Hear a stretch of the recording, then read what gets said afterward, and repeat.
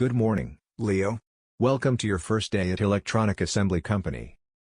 Good morning, Tom. I'm excited to start. Is there anything I should know before I begin? Yes, quite a few things. First, let's talk about the dress code and PPE, that's personal protective equipment. Okay.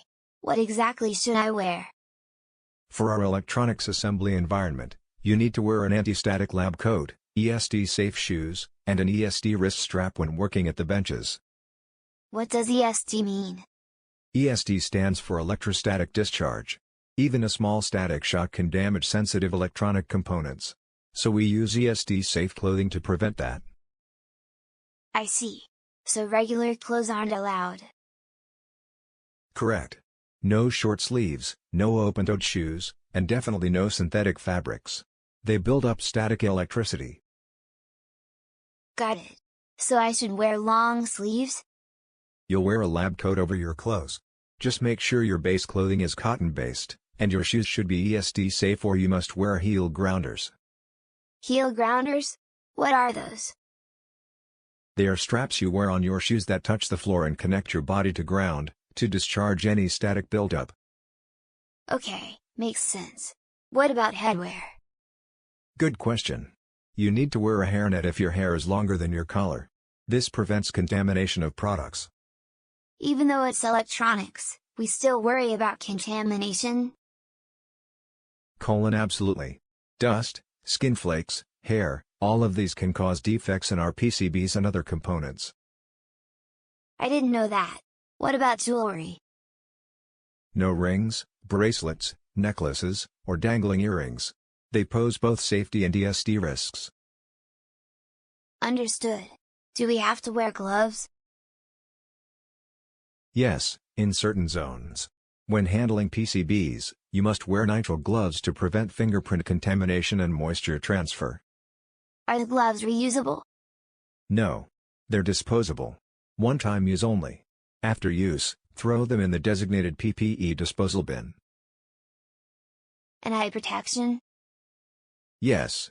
If you're working with soldering or chemical cleaning agents, safety goggles are mandatory. What if someone forgets to wear PPE? We have a 3-strike policy. First time, it's a warning. Second time, you're removed from the work area. Third time, you could face disciplinary action. That's serious. It has to be. PPE protects you, your colleagues, and the products. It's not optional. How do I check if my wrist strap is working? Before your shift starts, you must check in at the ESD test station. There's a tester. Plug in your strap, press the button. If the light is green, you're good to go.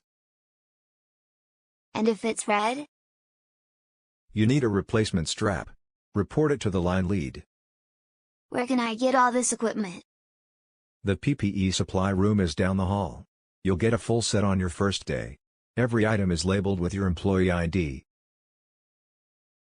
Do I need to return it after work? No. The lab coat and wrist strap stay in your personal locker. Gloves are disposable. Hairnets and shoe covers are replaced daily. What if I lose something? Report it immediately. Lost ESD gear is a serious issue. It can affect the entire production line. Understood. Is there a checklist? Yes. On your locker door, there's a daily PPE checklist. Go through it every morning. Can I take a picture of it? Yes. On your locker door, there's a daily PPE checklist. Go through it every morning. What about food or drinks? Never inside the production area. We have a designated break room. Food, drinks, and even gum are not allowed on the floor. Even water? No water bottles either. They can spill or introduce contaminants.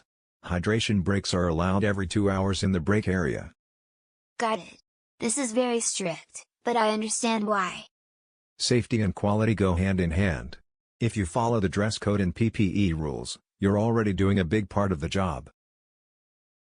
Thanks, Tom. This was really helpful. I'll make sure I follow all the rules. Great attitude, Leo. Let's get you suited up and ready for the floor.